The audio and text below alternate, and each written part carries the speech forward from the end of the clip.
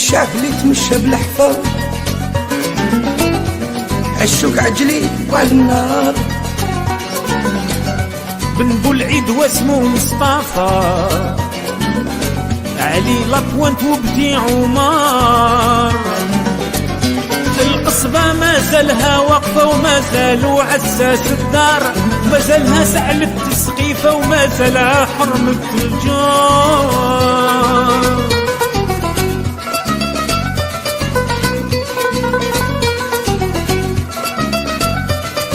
أنا يا بلادي راني عارف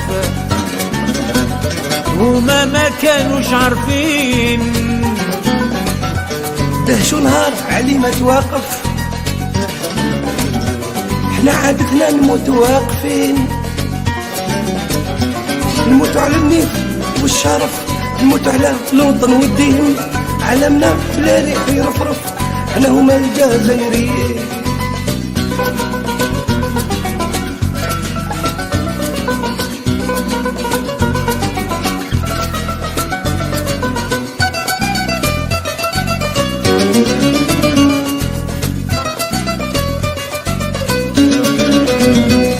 أنا يا بلادي على بالي هما ما كانوش فاهمين، حبوا يديو البلاد ديالي حسبونا ماناش قادرين. فكتهم حسيبة بنبوعلي الجميلة تونسى الأخرين، من حقك يا الجزائر تولولي ولدتي نساو رجال حرين.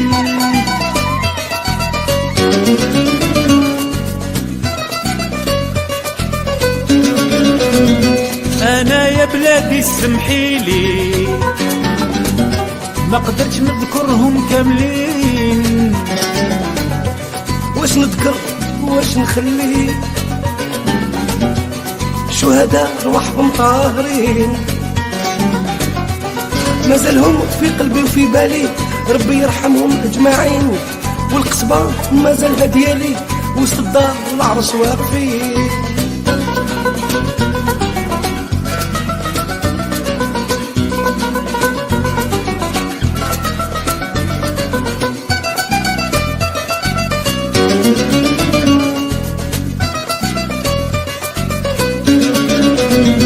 معليش يا القصبة وريلهم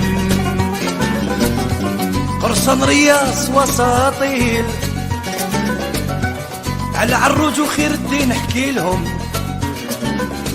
وفهم الناس اللي جاهلين باللي الجزائر ماهيش ليهم، ولادها مازالهم عايشين في وسط الناس. كيفاش تعرفهم في الشدة ديما متحدين، باللي الجزائر ماشي ديالهم ولادها مازالهم عايشين في وسط الناس. كيفاش تعرفهم في الشدة ديما متحدين.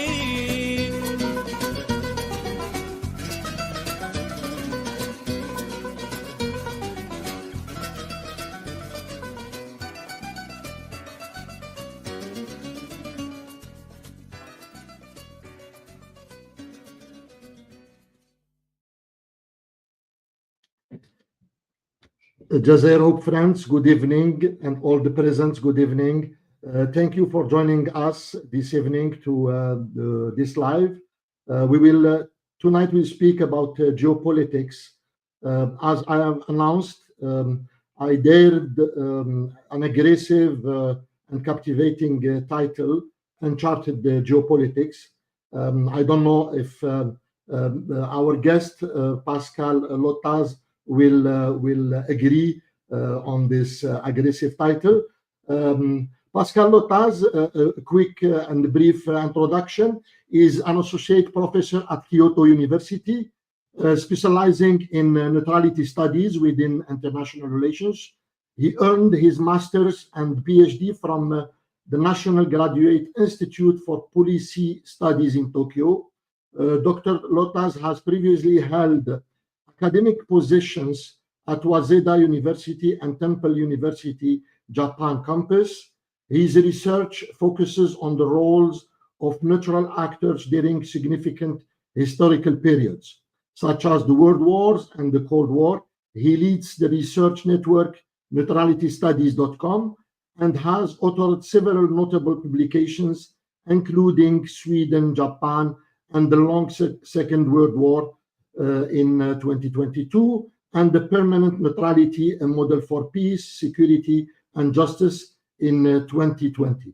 Dr. Lottaz, thank you very much for accepting my invitation, and especially that it's very early now in Kyoto, in Japan. Well, thank you very much for the invitation, and it's not that bad. It's 7:30 a.m. and I already had 2 cups of coffee, so everything is fine. Thank you. Great. So, Jazair, friends and ladies and gentlemen, please join me welcoming Pascal Lottaz to this talk. We would like to know a little bit more about you through the lenses of the work you do, neutrality studies, and tell us firstly if is it exaggerated to talk about Uncharted Geopolitics going forward? No. This is a very good title. I mean, geopolitics is by the nature of it usually uncharted. Now, what we do have is we have, of course, precursors. We have history to rely upon to inform us what might happen, and we have certain dynamics in international relations and geopolitics that can give you a strong clue of what's going to happen next. And then we have all of these theories in international relations that try to explain how countries move, because the study of international relations is really the study of very large groups of people. And I keep telling my students the most important thing to realize about world politics is that we are an 8 billion planet, and we are condemned to self-organize. And we are unfortunately bad at self-organizing, which is why we time and again then land in these in huge conflicts, in a lot of war, unfortunately, and all of the theories that we've got, they all make predictions of how stuff works, and usually they fail on in one place or another, or things go in a different way. And you are showing here my my homepage. Thank you very much for that. Not my homepage, my YouTube channel, actually. So in order to understand what is currently happening, what I figured myself is the best thing is I just talk to other people who might understand things, because I have a very narrow field that I focus on. But in order to get a grasp on what's currently happening, you really want to talk to as many people as possible who have specializations in other fields or in other areas of the globe. And this, on my channel, Neutrality Studies, then I do this geopolitical analysis, because I just try to get informed opinions about what's going on from people who know much more than I do. Now, the name of my YouTube channel, my homepage, and my study area that I'm trying to establish is neutrality, because during my PhD, when I did my PhD studies between 2014 and 18, I suddenly understood that that this topic is much, much larger than I thought it was. I am Swiss, right? And the Swiss are famously neutral. We've been neutral for at least 200 years, depending on the timeline you take, even longer, or the starting point. But the Swiss have a very narrow conception of neutrality, very narrow, very self-centered and self-focused. And when I started looking at it in the larger context of the Second World War, I started to understand, oh wait, this actually also applied to Spain in the Second World War. It actually also applied to Portugal. But it extended to Macau. It extended to East Timor. The colonies of these places that were occupied by neutral states, which is also like one thing. Neutrals don't necessarily need to be lovely, cuddly countries. There can be very brutal countries. The Belgians were neutral when they killed millions of people in the Congo in the 19th century. They can be extremely bloody and brutal. So I realized that I misunderstood this topic. And so when I was done with my PhD, which was looking at how Spain, Sweden, and Switzerland interacted with Japan in the Second World War, I decided I need to look at much more, at the bigger picture of this. And that's what I'm trying to do, largely because I believe to understand that neutrality in international relations can be one of the useful tools in order to manage conflict. And maybe we talk more about this in a moment. Absolutely. And the reason I presented your channel, Pascal, is to show to our audience the amount of guests that you have been interacting with, and from there the importance of your insight. Of course, in addition to your specialization in neutrality studies. One of the programs you have done, if I can find it quickly. You spoke about Algeria, and in particular Algeria diplomacy. Just a quick question on this. You spoke about that because it represents the spirit of the neutrality studies, or was it just a particular event that you wanted to speak about? I think, I didn't have I had this I had this little so this was not an interview. Yes, it was an interview, and it was speaking about the point of view of Algeria, diplomatic point of view of Algeria on the Palestinian issues. And if I remember well, you compared it to what the Western diplomacy opinion was. So this one was not an interview. I do mostly interviews, but then I also do opinion pieces or an analysis pieces where I talk to the camera like I'm talking right now and just talk about something important that happened.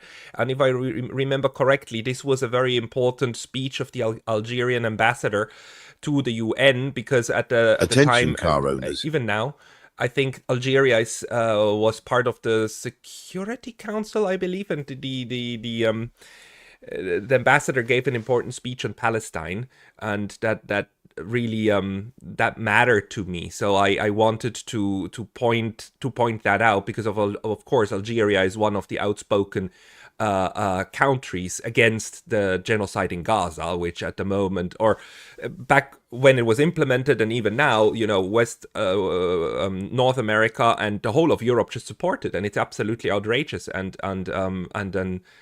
It's an absolutely horrible moment in our history, again, that Europeans again support the mass slaughter of Arabs in the Levant, and this is just. I thought that the speech of the Algerian top diplomat there at the UN was very noteworthy, so I tried to broadcast it because I at this point the Europeans and North Americans, they still feel superior. They still do. And they do it so obviously and bluntly and blatantly that it hurts me as a European to see that, how Europeans still treat everybody else, especially people in West Asia and in Arabia and North Africa, as second-class participants in a game that they think they can define. And the Algerians are actually good at calling that out, because of course the Algerians are the ones who had to fight a very bloody and horrible war just in order to get rid of the French. And the French to this date, they don't even recognize that. It's like this, Algeria, they benefited so much from La Grande Nation, and I'm like, please. The colonialism and the damage that colonialism did is at a very weird point at this moment in Europe. On the one hand, people say colonialism is like feudalism. We remember it happened. We know it wasn't very good, but it's long gone. On the other hand, a lot of European countries don't let go. They are not letting go of the last colonies that they have. And they try to create new ones and new dependencies. And the French still print 14 currencies in Africa, which to me is outrageous.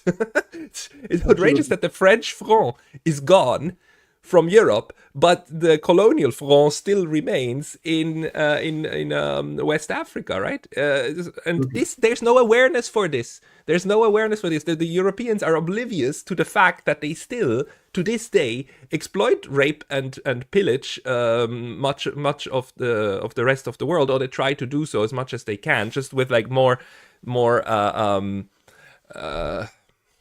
with a little bit less obviously, right? They try to do so by controlling companies. They try to do so by controlling markets, and some of them do so successfully, which is quite horrible. Absolutely. Matter of fact, I hope to see your channel working a little bit more on French Africa and maybe on French Algeria crisis. I think this is one of the areas that you have not had the chance to work on as much as the other issues, but that is a topic we can talk about later. Let's delve now into our program, starting by what's happening in Syria. Recently, we have seen a rise in killing, a little bit more than 1,000 that has been at least announced in the media.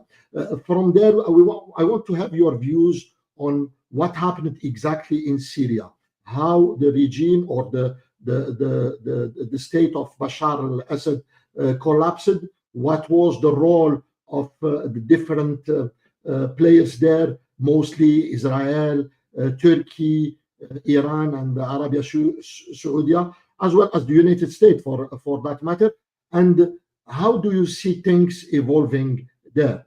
If you can delve into this.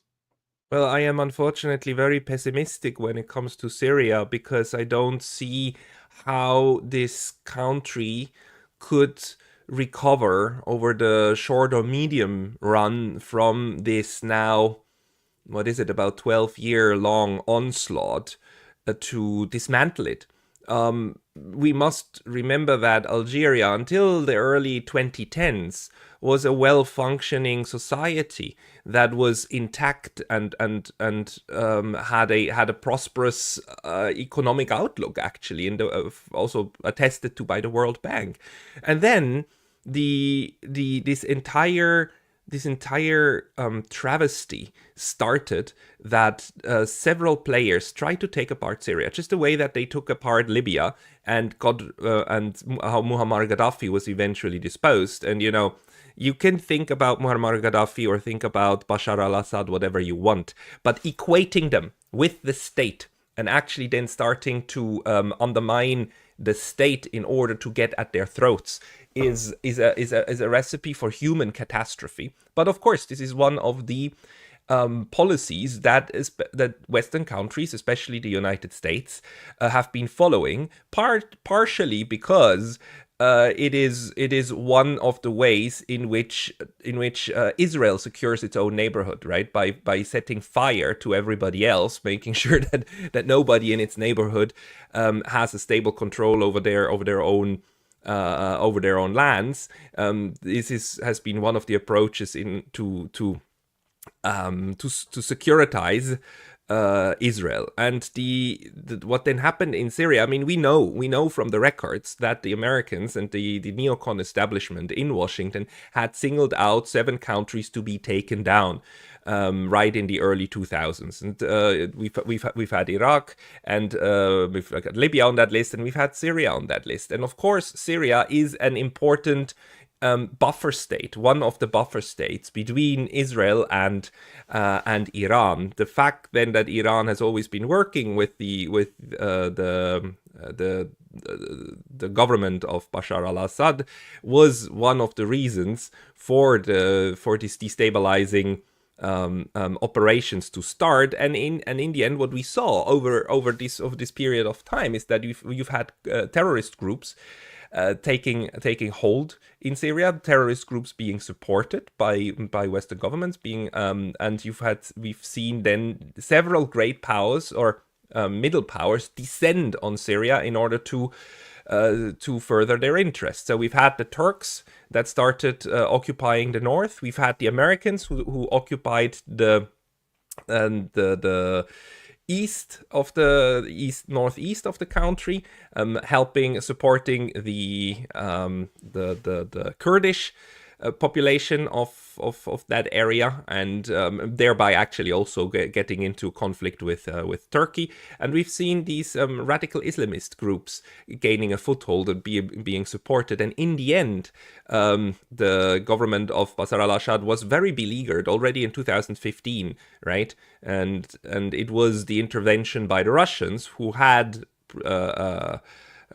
still have military bases there at the Mediterranean, who supported Bashar al-Assad and fought back these various groups and created something like a uneasy stability or a frozen conflict for the moment. But Syria was a divided, very, very divided country, right, for at least the last 8-9 years.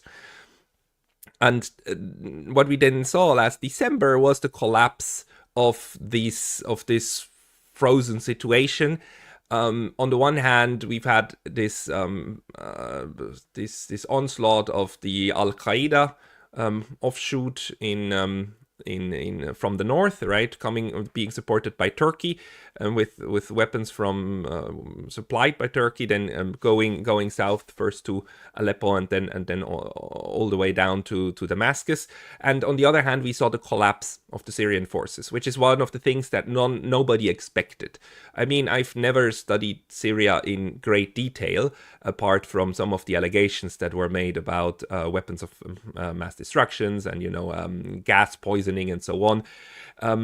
But what we saw is the collapse of this army, and that was unexpected. So why the Syrian government forces collapsed so rapidly is still up for debate. I mean, it's certainly a mix of several things. Certainly exhaustion economically, but certainly probably also rampant corruption and just an incentive system that didn't work anymore for these forces.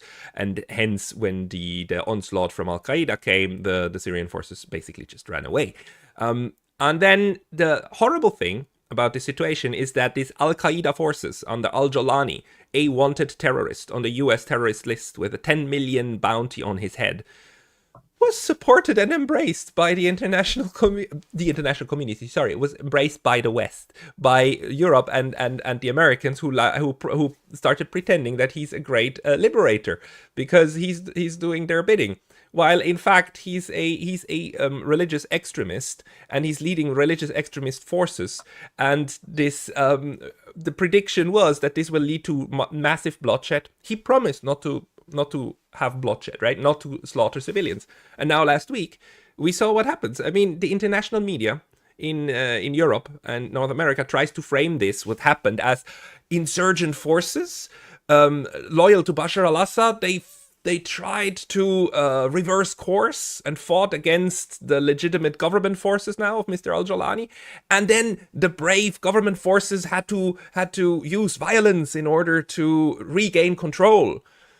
And in the crossfire, unfortunately, a couple of civilians died. That's what you get in the international media. Whereas we understand if the thousands, not just one, but several thousands of people are being mass executed, civilians on the street, and the videos we've seen last weekend were absolutely horrific, absolutely horrible. Like point blank executions on the street of women, children, teenagers shot in the face. It's absolutely horrible. Can we already call this ethnical cleansing, and why is it for that matter, in your opinion? I mean, it is the people who were executed, right, were Alawites and were Christians and were minority groups that are considered by these religious fanatics who are now ruling Damascus as infidels, and as they were insulted you see it on Twitter, they were insulted as pigs. And correct me if I'm wrong, but I think in Muslim culture, insulting somebody as a pig is like one of the worst insults you can hurl at them, right?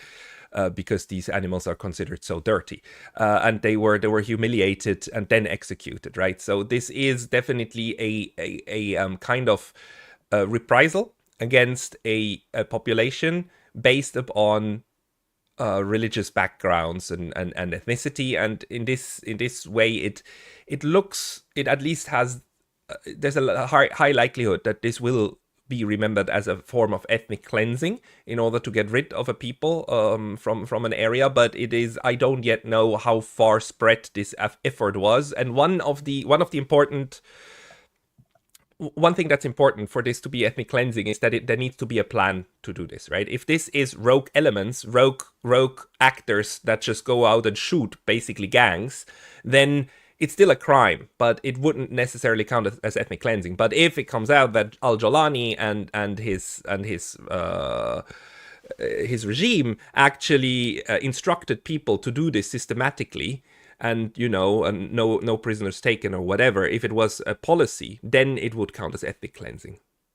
How do you see things evolving from here, Pascal? I know it's complicated, but do you see Syria staying as a unified state, or is it going the route of divide? So, I mean, right now, Israel announced that it is setting up an indefinite occupation of territories in southern Syria, and it has already taken like some of the most important military strongholds, not military strongholds, like military outposts, like the mountain next to Lebanon. And it's definitely now, Israel is now starting the permanent occupation of parts of Syria. And as we know from Israel, once it sets up shop somewhere, it doesn't leave anymore. It just starts claiming that this territory then always belonged to Israel, right? And this is definitely the start of another round of expansionism of the Israelis. And it seems that I keep using the wrong word, that the Western community is just fine with that. The Europe is just okay. The Europeans are the biggest hypocrites under the sun. When Russia starts occupying a part of Ukraine, they yell bloody murder and they support a 3-year war. When Israel occupies and annexes parts of Syria, they just that's normal. They tell you that this is normal, this is fine. I mean, Israel has security concerns. They need to create buffer zones and they need to protect blah blah blah blah. And Israel has been occupying the Golan Heights, Syrian recognized territory of Golan Heights, since 1967. And the Europeans are just fine with that because they're the largest hypocrites under the sun. Seriously, this is what shocks me so much. But yes, I don't see Syria. I don't see Syria coming together ever again the way it used to be. The only way forward for anything that it will be called Syria is under new borders, most likely, because I don't see the Israelis leaving. Who could force them? I don't see the Turks really giving up their territories. Who could force them? The Americans, at some point, they might withdraw if they can hand over their oil, the oil that they pump out of northeastern Syria. If they can give that to a group that then still gives them the control over it, so have this neo-colonial kind of arrangement with them, then they might leave. But that would mean that there needs to be a grand bargain and a deal, and the Americans will probably maintain a military basis there, right? So Syria, and that will also be a part of Syria that will not be under Syrian control. And for the rest, I mean, it's the society, not just the society, but the political forces in Syria are so divided that I don't see how this can ever come back again in the short run. Maybe in 30, 40, 50 years. But let's just remember that even after 20 years of US occupation of Iraq, Iraq is still not an independent country. Iraq is still directly controlled as a fiefdom by the United States. And Iraq is at least more or less together, more or less. I mean, there's also different fighters, but at a far lower degree than Syria. So I'm very pessimistic about Syria. Absolutely. Look, it's a bleak view, but to which I completely agree. And you mentioned many times throughout this question about Israel, which means it is the key issue in that region. So let's talk a little bit about that. And my question is related to the Israeli lobby and its global influence. In particular, its intersection with the American foreign policies, and also in particular with the election of Trump. How do you see this Israeli lobby, its influence evolving in the coming months and years, and whether Trump approach will change anything to that. So first of all, Donald Trump made it very clear that he's a great, not just friend, but inherently a supporter of Israel and Israel's occupation policies, of Israel's approach to international relations, which has been to be as violent as possible and to refuse to integrate into its own region, to make itself the only functioning state in its own region, right? Whenever the Europeans and Americans say that Israel is the only democracy in the Middle East, what they actually mean is that Israel is the only country that they accept as a peer among them, and that they are backing up these claims of Israel being a functioning society while everybody else is dysfunctional due to Israeli policies in its immediate neighborhood. I mean, just looking at what Israel did to Lebanon, how Israel took apart and systematically is destroying Palestine. And let's remember, there's more than 100 countries in the UN recognize Palestine as a state.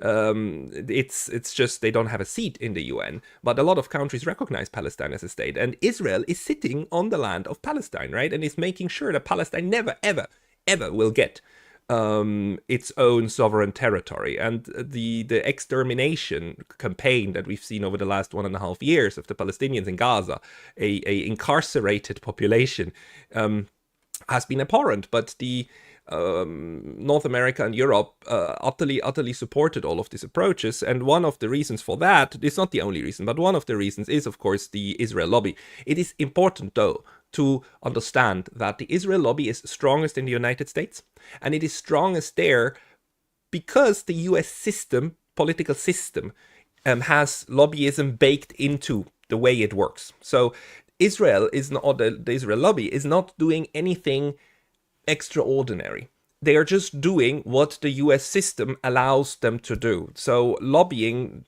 meaning the act of collecting funds and hiring people to then talk to senators and influence them on policy issues, that's fair game in the United States. That's not frowned upon. It's just how the US political system works. It's part and parcel of how civil society informs the political process, right? In other countries, this is more restricted. In some countries, this is completely, utterly banned, right? You could never imagine lobbying in that form taking place in China or for that matter in Russia, right? There, the influence process between society and politics works in different ways. But in the US and in Europe, to some extent, works like that. But the Israel lobby does the same thing that the weapons lobby does. It does the same thing that the pharma lobby does. It is a special interest group that then gathers funds and uses that to influence politicians on Capitol Hill. And because the United States, of course, is the greatest power, military and economic power still at the moment, it has the most influence. And since Israel's national project relies solemnly on military power, the military power of the United States is what they need most in their support.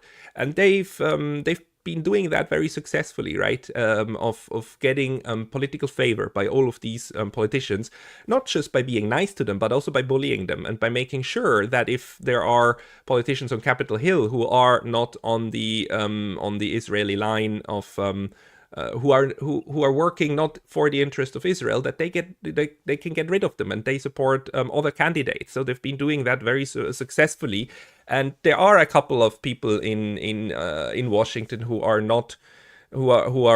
working on a different vision for the Middle East, for West Asia, but they are being systematically undermined. Now, some of them are still managed to cling on, but it's not enough. So overall, the political process in the United States is highly favorable to the hegemonic project, regional hegemonic project of Israel. to a very frightening, extent. There is a debate among IR scholars like me on whether whether this is happening because Israel is exercising such a huge influence on the US, which is basically the John Mearsheimer argument behind the book The Israel Lobby, or as Larry, who was it again? Sorry, I think Larry Johnson made the argument that no, it's the other way around. I mean, Israel is still a very useful, an unsinkable aircraft carrier for the United States and a basis from which the United States project its power into the Middle East, into a region that it wants to control. There's arguments on both sides for this. It is a mix of both. I mean, it's a win-win situation. So the US also uses this, of course, in order to extract massive wealth from West Asia. I mean, Syria is the primary case where the US has been stealing oil, and Iraq is the primary case. The US has been stealing Iraqi oil for the last 20 years, and they're just getting away with it. It's just fine. the Europeans are just nodding off on it. Go for it. That's this mindset, this colonial mindset that's still rampant. Yeah, Pascal, what you are saying is most probably matter of fact what's happening, and most probably what will happen. But there are a lot of analysts that are arguing also that though Trump verbally and clearly, officially mentions his support to Israel, but because of his sovereign US policy and his business-minded approach to politics, he's creating a lot of divide with Europe. He's getting closer to Russia, divide with Canada, and because of that, eventually he will realize that even Israel is costing US a lot, and that is not necessarily in the benefit of Israel. What do you think about this? That would be a hopeful thought, but I don't see the indicators for that, because everything he said so far has been heavily supportive of Israel. There is this moment when Donald Trump helped force a ceasefire in Gaza. I think that was a good thing. There's also, he made these comments, right, about owning Gaza and rebuilding it, and basically, expelling the local population. Expelling the local population is, of course, an incredible war crime, would be an incredible war crime, and would be unachievable, and it would just lead to another bloodbath of epic proportions if he tried to do that.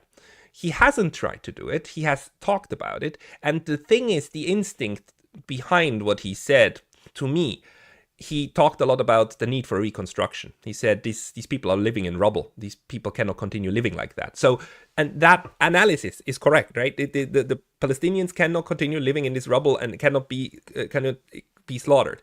The problem is that his recipe, in order to get out of that, is a bad one. But the instinct that Gaza needs to be rebuilt and that these people need housing is absolutely correct. So I have these mixed feelings about how Donald Trump analyzes what's going on. Now, why I'm not that hopeful is that there's just nothing in his history as a politician, which is fairly short. It's short, right? He never held office other than the presidency, but he held the presidency before. And he has been very supportive of the Israeli project. I mean, he's the one who decided that the United States is going to recognize the Golan Heights, the Syrian Golan Heights, as part of Israel, and that the US is going to relocate its embassy from Tel Aviv to Jerusalem, which was a very provocative thing to do at the time. So, but he gave Netanyahu victory after victory, diplomatic victory after victory, by recognizing the claims of the Israelis over this land and over Jerusalem and so on and so forth. So I have nothing that makes me inherently hopeful that this will change. No, absolutely, that's correct. The point is that unwillingly he might create a mess that will help towards a new world order that will reduce the harm of Israel in the region. This is, I think, a good introduction to my next question, which is about Europe, whether it is at a crossroad between dependence or autonomy. And that is, the question stems from, the impact of Trump's potential return on European defense policy, how he view the Ukraine war, and how he is aiming to end it, and related also to the France and Germany, the diverging vision on the continent's future security. How do you see Europe evolving in this new context? I'm also quite pessimistic about Europe, to be honest, because the Europeans have this history of learning the wrong lessons. So it seems that instead of understanding now that that the United States is not this ally, angel, protector that they thought it was, and that actually the United States has also been taking advantage of Europe and is using Europe for its own geo-economic and geopolitical games. Instead of learning that, they are now thinking, America is unreliable. You know, Donald Trump the Americans are not reliable partners. You know, in the past they used to be good guys on our side and help us, but now they're going away and leaving because they're unreliable. So this is the wrong message to take away. So what the Europeans now try to do is to create more incentives for the Americans to be reliable again toward them, right? To not lose the Americans. On the other hand, they are now talking about rearming the continent, and they are using the Russia threat narrative as a reason for massive rearmament. Massive, you know, Ursula von der Leyen last week or 10 days ago are announcing 800 billion fund for member countries' rearmament, and the Germans are talking about rearming for the first time ever, you know, since the Second World War. The Germans are not shy of talking about rearming, which is hugely dangerous. I mean, if they actually embark on this course and try to create a domestic military industrial base in order to create their own armaments to a much higher level than what they did so far. On the one hand, that would be a step away from the United States and toward autonomy. On the other hand, as the Europeans have done time and again over the last hundreds of years, this will eventually lead to them jumping at each other's throats. And it will lead to them probably jumping at the throat of Russia. And I think the Russians actually understand that. There's this very important argument by John Mearsheimer that says that overall the Russians might have an interest of NATO not falling apart, of NATO remaining together, and the US staying in Europe as an offshore balancer for the Europeans, and making sure that the Europeans don't do something absolutely crazy. Because on the one hand, the last 80 years were were more or less peaceful in Western Europe, partially because the United States at important junctures pushed the Europeans into working together, right, and not falling back into rearming themselves, not doing what after the Second World War, what happened after the First World War. The European Union and the European Peace Project was an important part of that as well, although it's very doubtful how peaceful that project was from the beginning, remembering, for instance, that Algeria was part of the European community against its will, right? So that's the Europeans constantly forget about this colonial past or this colonial fact of how their institutions used to work. But I am mostly scared about the European capacity for creating their own destruction. So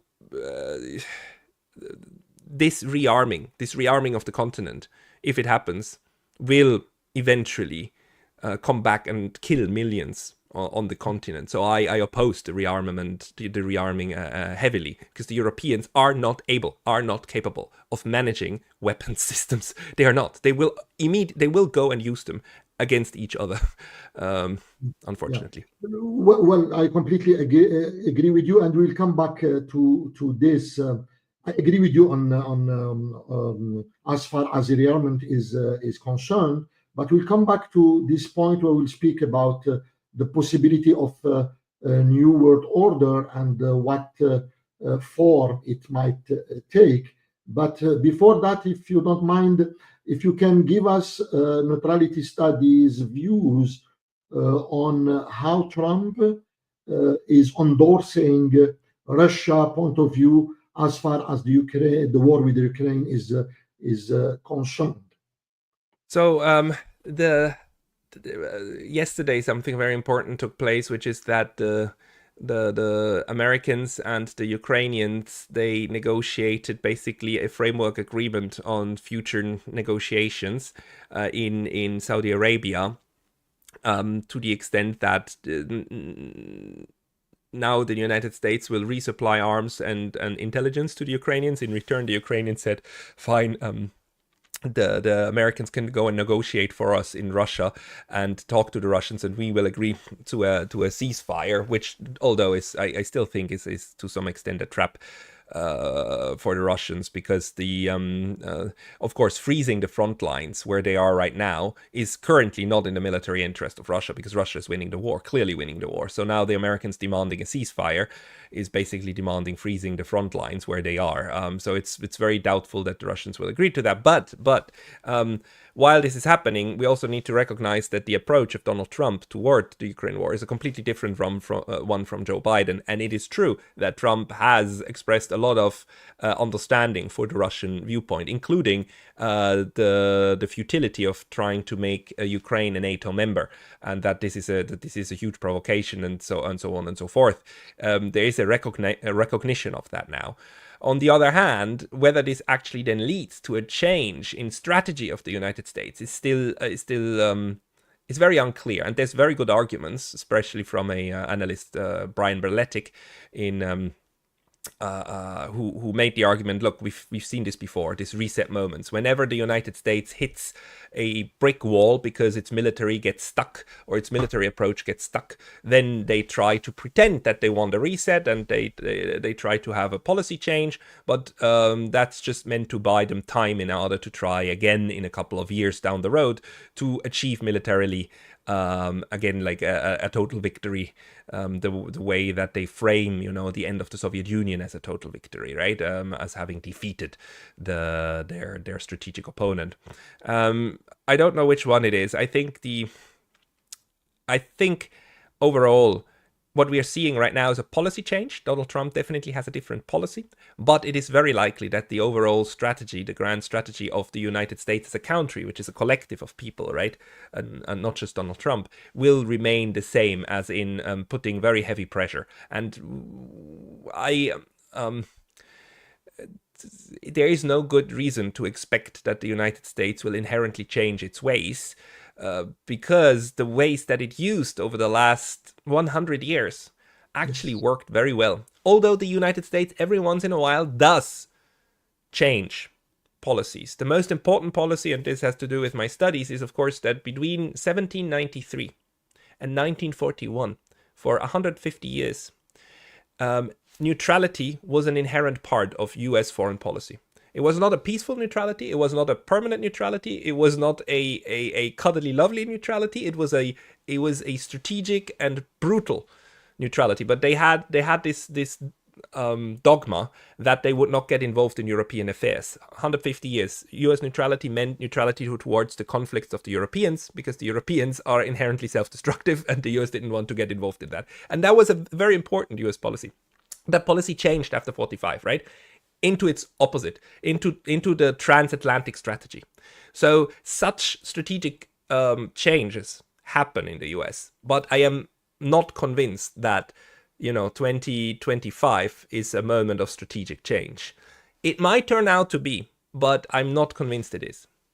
Yeah, thank you, Pascal. This leads me to the last section of our talk, which is about the probability or the possibility of the end of the Western-dominated world order. And on this, I would like to start by the question of whether the US is losing its grip on the global leadership. I think that one can be answered with a very clear yes. The matter of the fact is that we are now living in 2025 in a world in which the relative power of other states compared to the US has risen dramatically, and also comparatively to Europe. And it's not just military power, but it's also economic power that has shifted away in relative terms from the Euro-Atlantic alliance and gone to other regions of the world, most importantly to Asia. I mean, China is admittedly the largest military and economic competitor of the United States out there. And the second one is then, of course, immediately Russia. And we've seen how Russia now, over the last 3 years, has proven unquestionably that it, as a nation state, is able to destroy anything that NATO can throw at it, right? The point about the war in Ukraine is not that it was not just a hot shooting war between Ukraine and Russia, but it was a structural war between Russia and NATO. Ukraine was pumped full with all the NATO equipment that NATO could come up with and spare, right? Anything, everything, including long-range missiles and so on. And the Russians destroyed it one after another. They just ground it down. This is where the European narrative about this being a war about territory is so dumb. This was not about territory. Russia was never about territory. Russia was about security, and they said, like, either we create security with an agreement, or we create security by destroying this stuff. And they did this war of attrition, right? It was like a mill. It's horrible, right? Because a lot of people lost their lives. Hundreds of thousands of young men lost their lives for no good reason. But the Russians said, "Fine, if this is what you want, then we're gonna do that." And they just ground down the entire equipment of NATO, and they were able to do so. That's the point. They have the industrial strength and the capacity and the organizational, managerial capacity to do that. They just pulled that off. So this now shows that. This is even if some realists like Mr. John Mearsheimer say, like, Russia is not a peer competitor, only China is a peer competitor because of the size of the economy, blah blah blah blah.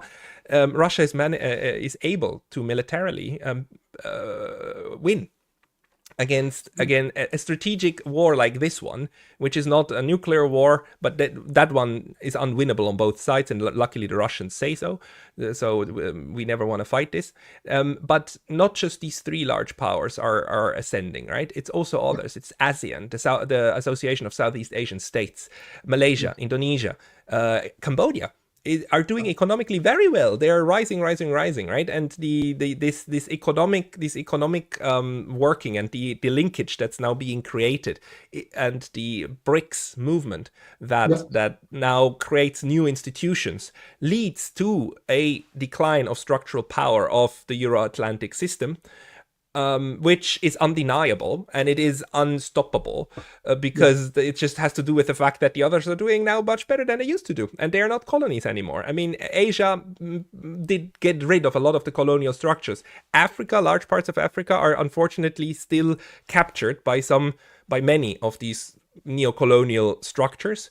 But even there we see this emancipation. We see how South Africa is not on board, how also other states, like, I mean, that are doing better and are trying to create and be part of the of BRICS and this new system. We see how Saudi Arabia is now playing a very important role, structural role also in global diplomacy. Qatar, who else can I think of? In South America, we also see how many political leaderships are not on board of the Euro-Atlantic framing, how they actively oppose the framing, and even though their economies are not quite strong enough to be to assert themselves in a big way, they are able to undermine this hegemonic mindset of the North Americans and Europe. And there's really, to my view, not much that North America and Europe can do. So they complain about it, and they say like this is a threat and blah blah blah. But as long as these states continue developing their own economies and their own capabilities, well, it's a new world, and I hope it will be a better one.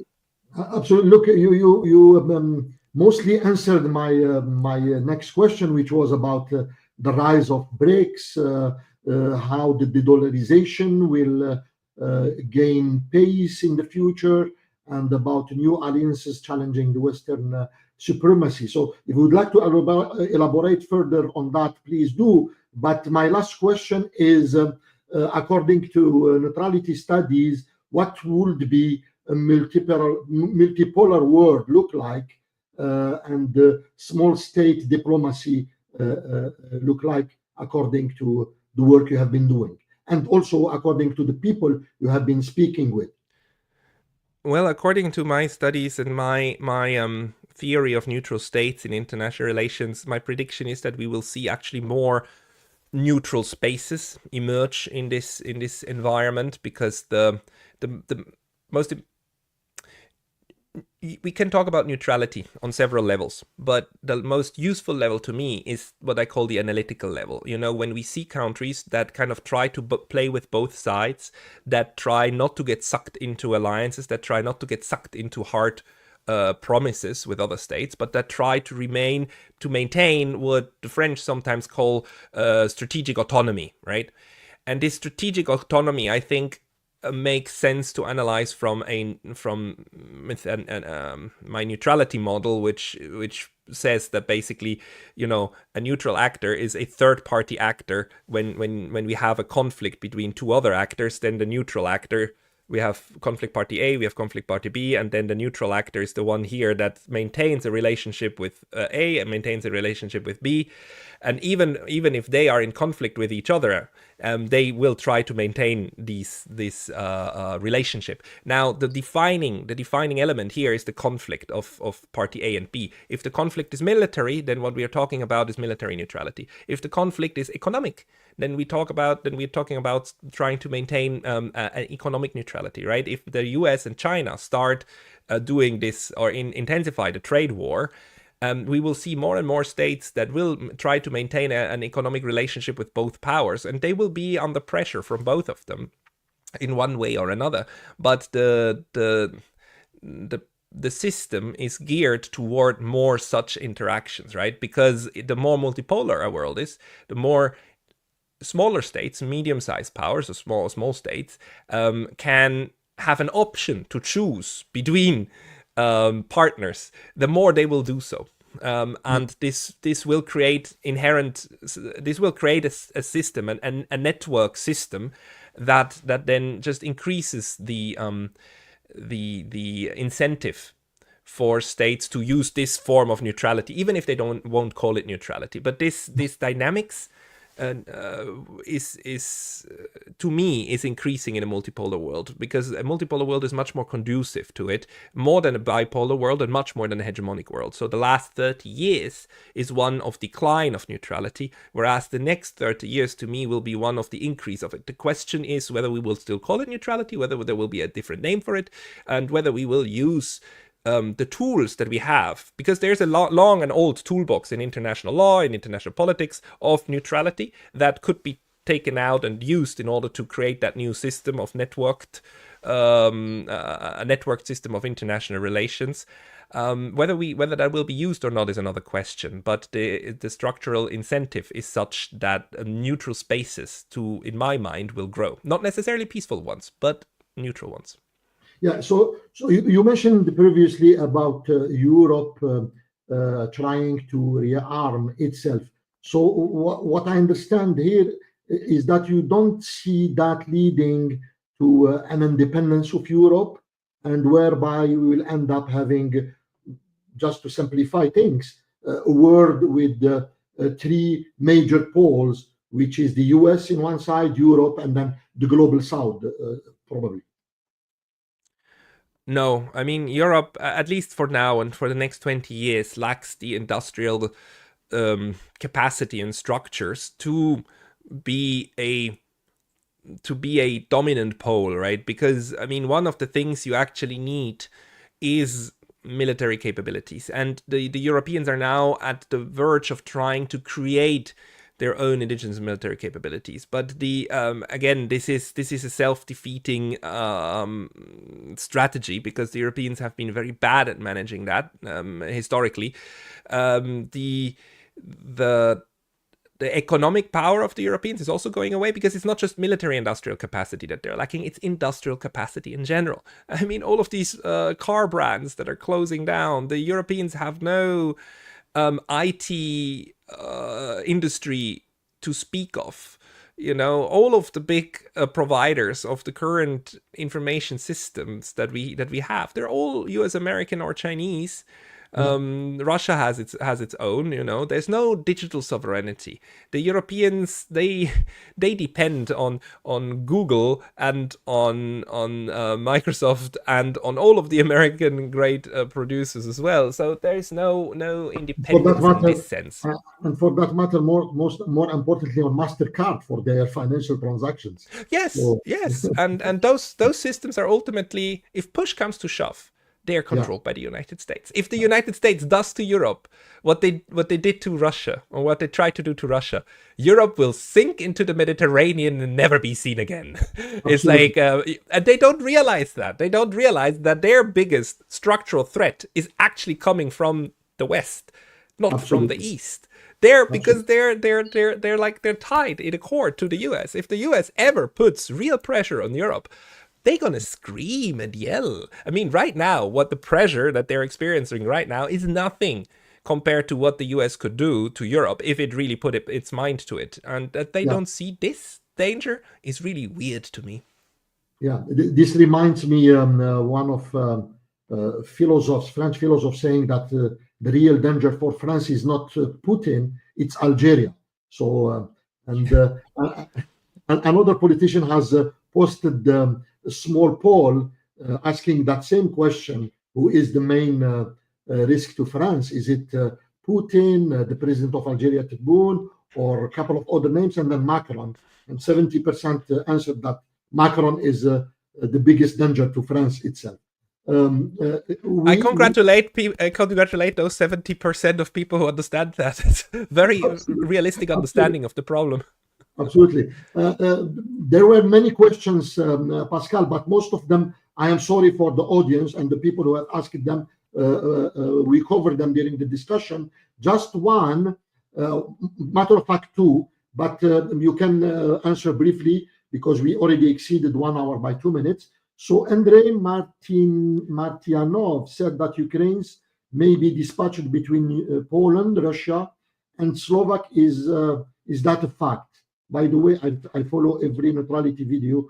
Thank you, Pascal. So what do you think about this? Thank you very much for the question. And I talked to Andrei Martianov a few weeks ago. He has a very pessimistic view on Ukraine, and he's of course a great analyst and has a great understanding for the capacity, the capabilities of Russia. His prediction that Ukraine will be divided rests on the fact that there are some Poles, that there are some people in Slovakia and actually also Hungary that say like we should give refuge to these territories of Ukraine, right? And we should especially the Poles who there's parts of Polish society that say like, okay, there are ancient Polish lands in Ukraine. What speaks against this, in my view, is that there are large parts of all these countries that would be heavily against annexing parts of Ukraine because it would completely destroy the electoral balance inside their countries, right? And the most important thing is that the current politicians who are in power, that they are masters of their own electoral balance. Otherwise, they wouldn't be sitting where they are. If Poland sucked up a good part of Galicia, right, of Western Ukraine, that would completely change the political process inside Poland, and there would be a lot of people who would be opposed to that. It would also be economically it would be such a huge economic strain, right? Just look at what happened when Germany West Germany sucked up East Germany. It was not a reunification, right? It was sucking up of one state of the other, and it took them 30 years, and the process of integration is still not completely done. If you look at the way that these societies work, so I don't think that at the end of the day, the Poles or the Slovaks would actually want these territories as in the political process. You will find 15-20% that might be up for that idea, but I don't think you will have the majorities for that. I don't think the European Union would be able to do that. Russia would, Russia would maybe not care, but I just see it's much more likely, also looking at European history, that what will happen is that Russia will keep the oblasts it already won, and maybe take a bit more, maybe take Odessa to consolidate, and then we will have what people call a rump Ukraine, right? A sliver that remains of this. This is more or less what happened to Austria. I mean, Austria used to be a large empire, then it collapsed, then it broke up into several parts, and then what we have left today, Austria today, is rump Austria. A lot of people are very pessimistic and say Ukraine will not be able to live like this, a landlocked country somewhere in Europe without resources. It will, this is economic ruin. I don't think so. Switzerland is a landlocked little country, and it's doing fantastically.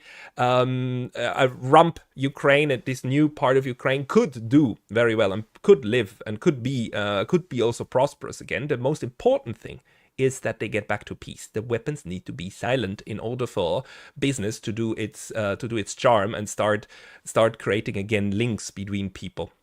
I don't think, structurally, I don't think that the rest of Ukraine will be sucked into the other states. Clear. Last question, Pascal. I'm not sure you can answer it for now. What do you think about the relations between Algeria and France currently? I know not enough about it. I need a guest on my show to explain to me what is happening between Algeria and France. The only thing I can tell you is that, of course, France, being the queen of not letting go, is probably gonna be eternally mad at Algeria for fighting it off, right? For getting away. We must not forget that the French successfully annexed and assimilated much of the territory it holds today, right? Including Bordeaux, including all of the French territories, including parts of the Basque lands, and that this policy of annexation and assimilation is an old French policy, and it started failing in Algeria, in Vietnam. But Algeria is especially dear to the French because it's right next door, right? So, but I don't know more about the situation, and I need an expert to talk to me and explain to me what's currently going on. Thank you very much, Pascal. We will talk about that after the end of the show. I apologize. I promised 1 hour. We are doing 1 hour, 7 minutes. So again, thank you very much for your availability, your time, and your very instructive insight. I hope to have you again in other topics, and I hope you enjoyed too. I did very much. Thank you for your questions, and thank you for your interest, everybody. Thank you. So, Pascal, if you would like to stay with me, we speak after the end of the show. Meanwhile, I thank our auditors for their presence, for their comments, and for their questions. And I inform you that after the show, YouTube will make available the transcription in Arabic and French. Donc, après la fin de l'émission, YouTube va mettre à disposition la transcription en français et en arabe pour ceux qui ne maîtrisent pas l'anglais. Donc, je vous dis merci. صحة سحوركم. طال خير et à la prochaine. À la prochaine.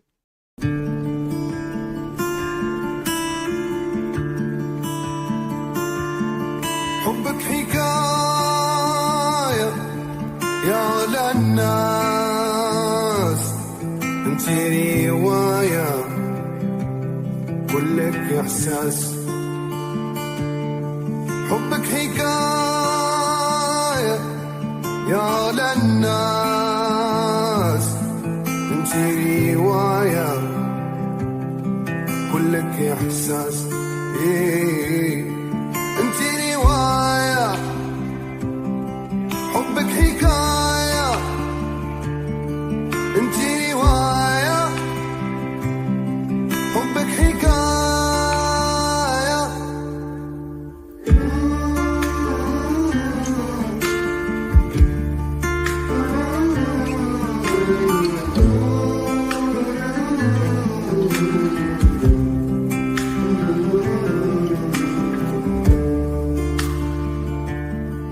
مدة وسنين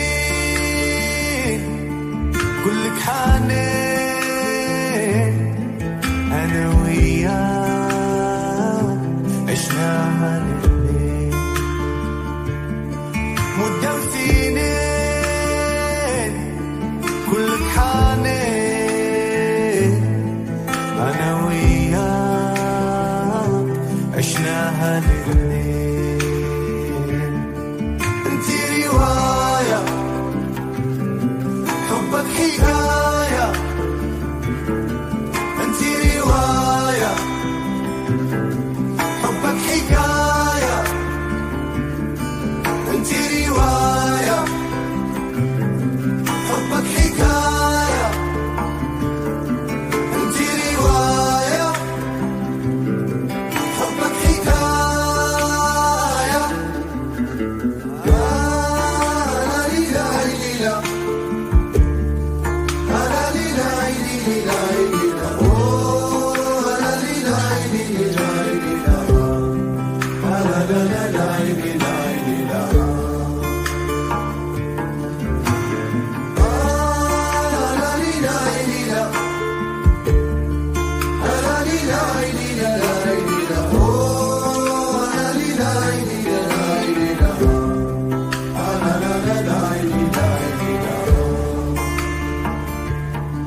انتي القمر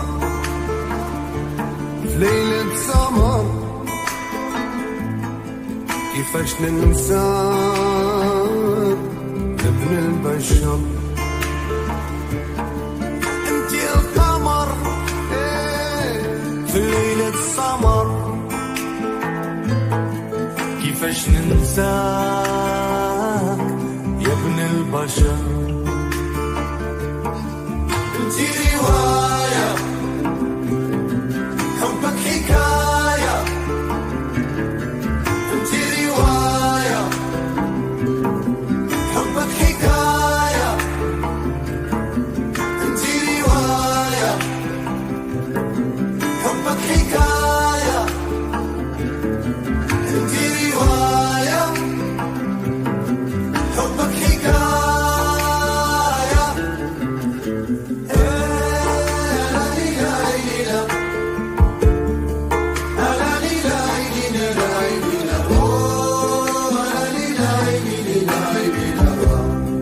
la la la la la